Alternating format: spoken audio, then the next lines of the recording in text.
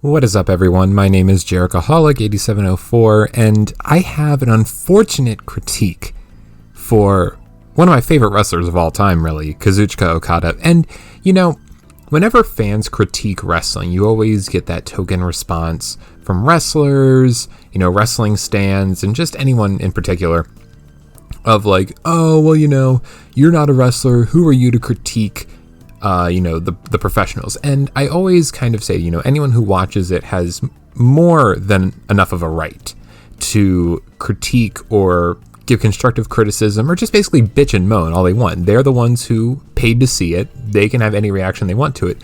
But in this case, I'm having a lot of trouble bringing this complaint I have to the surface, because Kazuchika Okada could very well be the greatest of all time, at least for someone my age, you know, someone born in the late 90s who missed, you know, basically all of the 20th century when it came to wrestling.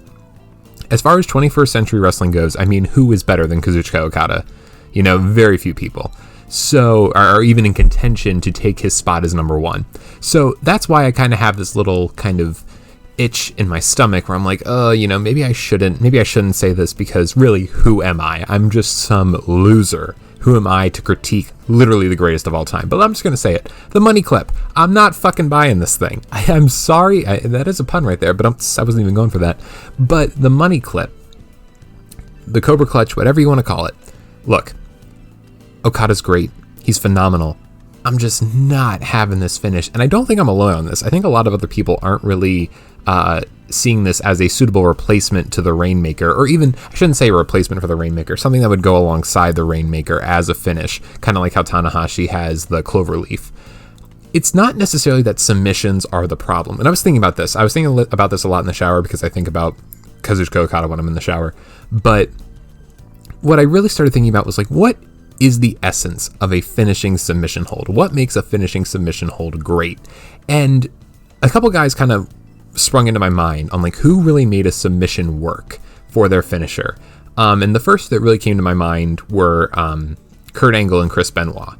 And, you know, the ankle lock and the crossface respectively were, you know, two very, I don't want to say plain submission holds, but it wasn't necessarily about the move itself. What started the drama with those finishers was the counter and the struggle. And I think this is what Okada's money clip kind of lacks.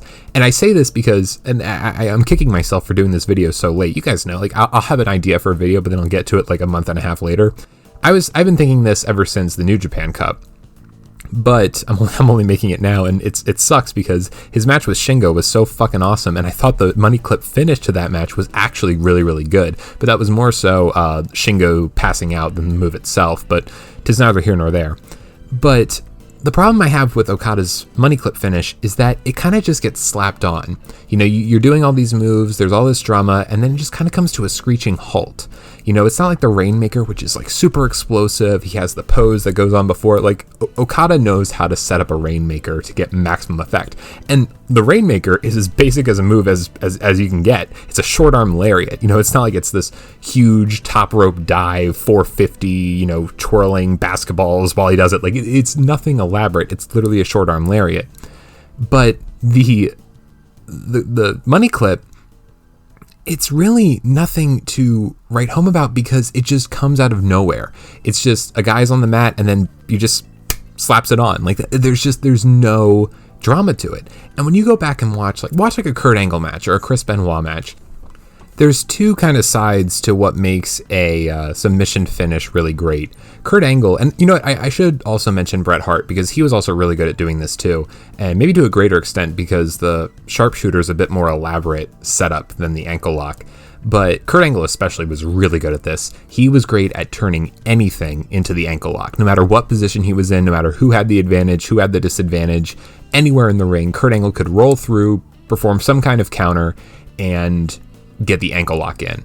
And, you know, Kurt Angle also had like another great thing about submissions, you can add like a little bit of a second stage to it. Like, Kurt Angle has the standing ankle lock, but then he kind of would scissor the legs, grapevine I should say, grapevine the legs, drop down to the mat, and that's when you're like, oh, the person's fucked, like they need to tap out now. So it's like there's a lot of elements that go into making a submission really, really strong.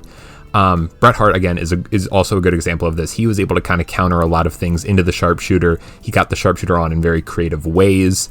So he kind of falls in that same category as Kurt Angle of like how to make a submission really, really work and how to get people hyped for a submission.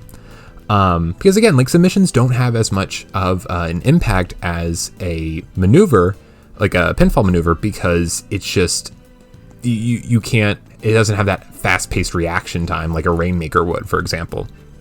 But the crossface with Chris Benoit, and Jericho kind of did this too with the Walls of Jericho. It's someone I'm thinking, and I'm sure there's like millions of other examples, but these are the ones that are coming to my mind. Benoit would always be very, very good about like the struggle and like having the opponent kind of grasp, try to escape while Benoit would kind of pull them in for the crippler crossface. And Jericho did a good job of this too, with like turning people over for the Walls of Jericho. This is another exciting aspect of a submission, because it's like, oh, can they hook it? Can they hook it this time? Because normally when you have a submission, you have to hook on, and a submission is your consistent finisher. There's almost always a spot earlier in the match where the opponent breaks free, they find some sort of counter, and then it's up for the wrestler with the submission finish to find a successful way to hook on that submission again. And again, you don't really get this with the Okada matches. You just kind of get the money clip just lazily slapped on. It's not as exciting as it ought to be. And again, like they found a way to make it work with the Shingo match. I thought like the finish with Shingo passing out was a really, really strong finish. And again, the problem though was that the Cobra Clutch, the money clip, it kind of just came out of nowhere. It was never really set up, and it doesn't really have a setup.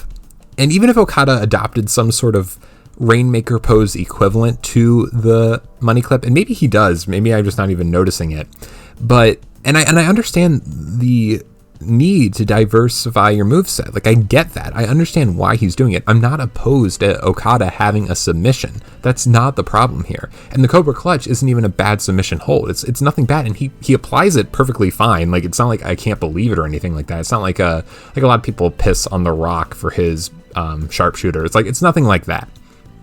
The fact of the matter is there's just no oomph to it. It's just almost like he just slaps it on with no purpose. I mean, that's the only real word I can think of. And again, I hate to just say this about Okada because he's the best. He's so fucking good, and I still think his matches are awesome. Like I don't think his matches have suffered greatly because of this, but I think they're a tremendous pace breaker. And again, from what I've gathered, a lot of people aren't really on board with it, and the crowd isn't really super into it from what I can tell. I mean, again, they can't really cheer because of the coronavirus, so the live crowd isn't really the best judge right now. But please note that this isn't me trying to be like the classic, oh, every match needs to have 5 million high spots going at 5 million miles an hour. It's nothing like that. Okada is one of the most diverse wrestlers in terms of style. He can go with anyone.